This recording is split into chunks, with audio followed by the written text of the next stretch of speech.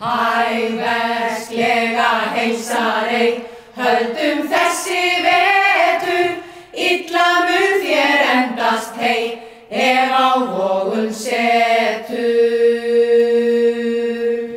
Jæja, garri úti eikur fönn á glugga, heiðir bjart í huga mér, hylur engin mugga.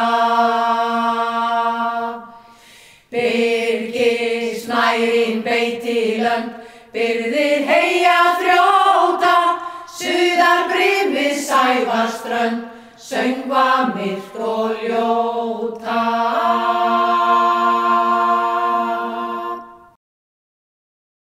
Veturinn lengsta árstíðin á Íslandi og hann dimmur og kaldur, en í íslenskum landbúnaði veturinn ekki síður mikilvægur tími.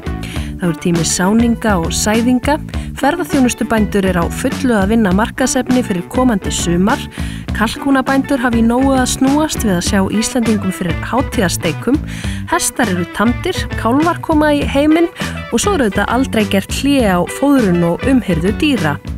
Það nokkrar greinar þar sem árstíðaskiptin óljós og veturinn ekki mjög frábrugðinn sumrinu í sjálfu sér. Þetta á til dæmis við kjúklingabúin.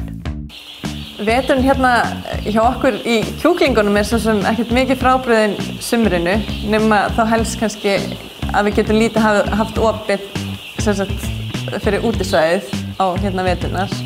Og kindukostnaðurinn mjög hár, svona af því að það þarf að vera svo heitt hjá þeim fyrstu dagana.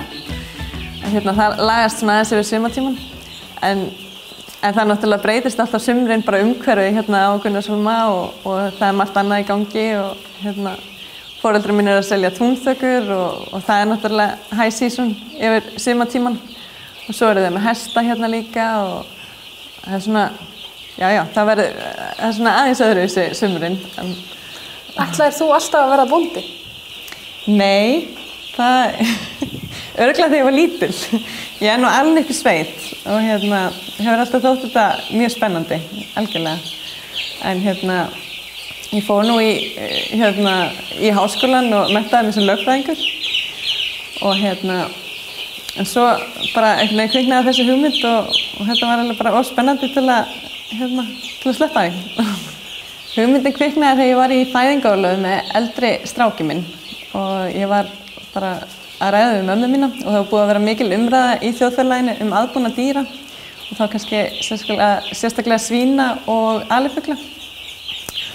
Og okkur datt í hug hvort að við ættum ekki að nýta gömlu húsin hérna á Gunnarshólma og bjóða upp á svona annars konar framleiðslu á kjúkling. Okkar sérstæði kannski helst útisvæðið og við höfum lagt svona áherslu á það að nýta það vel. Og við höfum alltaf lagt líka mikla áherslu á að fuglarnir fái mikið pláss inn í húsunum. Allt fóður sem við fá óerfðabreytt og byggblandað. Og svo leggjum við líka mikið upp úr hreinleika vörunar og allir kjúklingurinn án aukefna og ósprautaður og svoleiðis. Hvernig góður kjúklingabóndi? Hver eru þessi helstu störf sem þið þurfið að sinna? Það bara allt mögulegt Það er náttúrulega bara að fara út á morgnana og byrja að gefa þeim og athuga hvort allt sé í lagi og athuga með vatn og ef það þarf að þrífa vatnsdalla og svona þá gerum við það. Þetta er svona frekar frumstætt hjá okkur. Við erum ekki með svona sjálfvirkt fóðurkerfi eins og flestir eru kannski komnir með og vatnskerfi. Þannig að við handgefum allt saman. Og svo ef fuglarnir eru orðnir stálpaðir og veðrið ágætt þá opnum við út til þeirra og höfum opið yfir daginn. Þið eru með velferðarkjúklinga. Hvaða máli skiptir það að þessi vara sé í boði á markaðnum? Mér finnst bara að neytendurnir eigi að bara hafa allavega þennan kost. Þetta til víðast hvar erlendis. Það er svona nánast sama hvar þú ferð þá getur þú valið hvort þú kaupir hefðbundinn kjúkling eða lífrænan kjúkling eða svona fríreins kjúkling. Og ég held að það sé bara alltaf gott að fólk hafi valið. Og frá kjúklingabóndanum förum við í heimsókn til eggjabóndans. Árstíðamunurinn á eggjabændum afskaplega lítill. Framleiðslan yfirleitt alltaf eins og jú, yfir veturinn það koma þessi snjór allavega hérna fyrir norðan, þá náttúrulega mikið af snjó og sérstaklega eins og í vetur. Þetta er búið að vera mikill mokstur og við erum með langa heimreið og mikið pláss sem við þurfum að moka fyrir fóðurbílinn til dæmis og svo líka fyrir okkur til að koma eggjunum burtu, þannig að veturinn getur oft verið erfiður upp á þetta að gera. Það fyrir mikill tími í snjómokstur. Við hófum búskapa þegar við vorum að taka við tengdafóðurum okkar sem voru svona hugsaði að hætta og okkur fannst það algjör synd að þeir myndu hætta með þetta fína bú bara í fullum rekstri, þannig að við svona slóum til, tveir, tengdasyni þeirra og já, hér erum við í dag, 3 árum seinna. Ætluðu þið alltaf að verða bændur eins og þú? Ætlaðir þú alltaf að verða bóndi? Já, það var draumur, ég sagði það snemma, þegar ég var lítill, að ég ætlaði að vera atvinnumaður í fótbolta og bóndi og ég er allavega bóndi í dag og fékk einhvern veginn greitt fyrir að spila fótbolta líka, þannig að... Hvers vegna langaði þið að vera bóndi? Hvað er það við sveitina og sveitalífi sem heillar?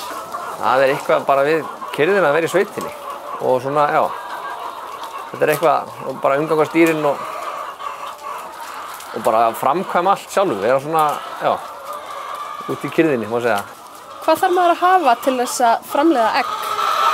Já, það eru nokkrir hlutir sem þarf til að framleiða egg. Það eru fyrst og fremst góð hús, gott skjól sem er rétt hitastig. Síðan er þetta gott fóður, hreint vatn og sjálfsögðu hænuna líka. Þannig að það er, já, þeim líður sem best. En náttúrulega ef það er á kalt og svona þá gengur illa að framleiða. Þannig að ef það fá ekki rétt fóður þá verður eggin kannski ekki með góðri skurð líka. Þannig að þetta eru margir hlutir sem það er að huga að. Og þú lýsir aðeins fyrir mér framleiðsluferlinu. Hvernig virkar þetta? Hvar byrjar þetta? Sko, já, hænan er cirka sólarhring að framleiða eitt egg, eða 24 tíma og hún segjum að hún byrja að verpa eggi morgni til og þá byrjar hún strax á eftir bara að framleiða næsta egg og hún þarf nóga mat og hún hefur hún hefur frjálst aðgengi að fóðurinu allan daginn og svo er hún bara að borða og drekka og baða sig í spæninum og svona og hafa það gott og svo yfir nóttina þá bara heldur hún áfram að framleiða eggið og svona leggja lokahöndina á það með skurninni og já, sem að kemur síðasta klukkutíman, þá kemur skurnin og já, hann er ferlið. Hávæs, ég gæti ekki hugsað því.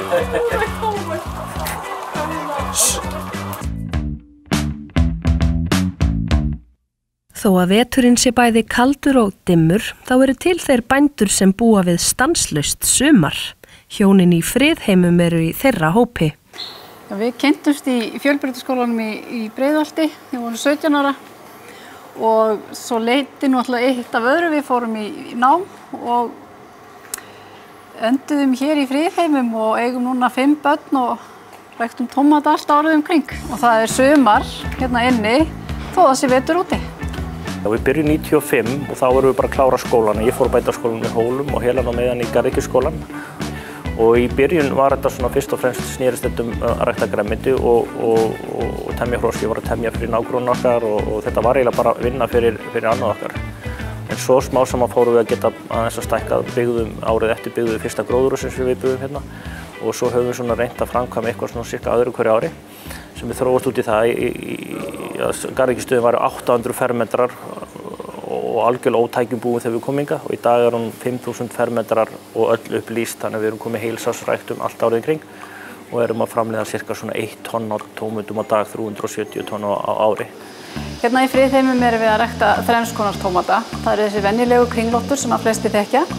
Svo erum við með piccolo-tómatar sem eru mjög sætir kirsuberatómatar og plómutómatar. Og hvað er svona ólíkast með þessum 3 tegundum?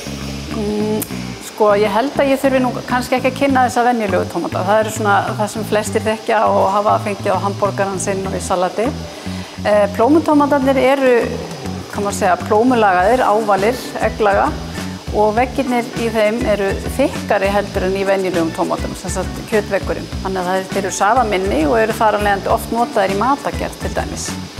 Mörgum finnst þeim bragð betri en þetta er allt smekksatriði.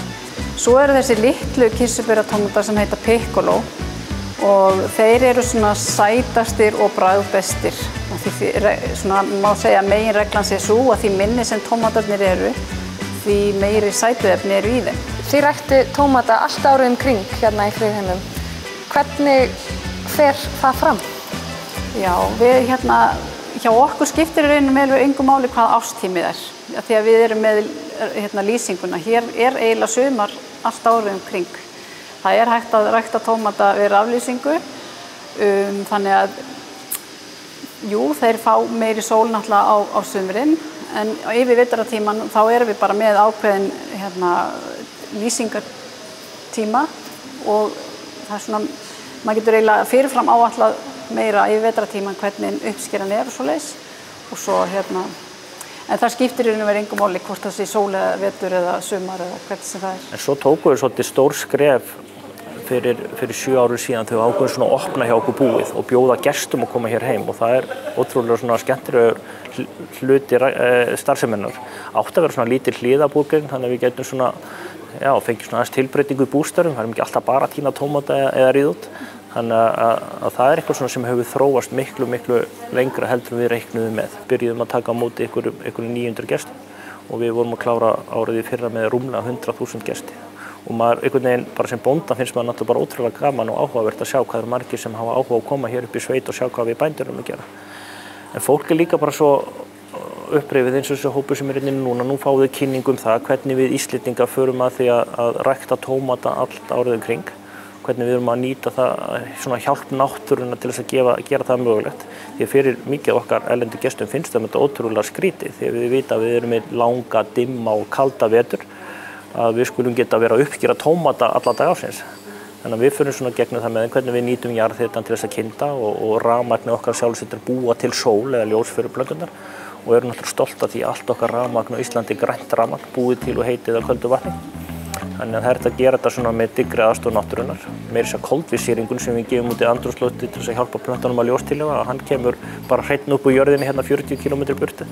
Þannig að náttúrunnar er okkur ótrúlega gjöful á Íslandi sem að við höfum náð að nýta okkur í garðyrkjuna til þess að búa til holla og góða afurð. Þannig að við ættum ekki að þurfa að flytja neitt grænmeti um að geta búið til allt hér. Þú getur fengið ódýrari vöru, innflutta vöru, innflutt grænmeti en ekki eins ferskt og vonandi ekki eins gott. Þannig að við erum alltaf að keppa í gæðum og við hugsum að garðyrkjubændur þannig að alla daga þegar við erum að senda frá okkur vöru, þetta verður að vera gæðavara númer 1, 2 og 3.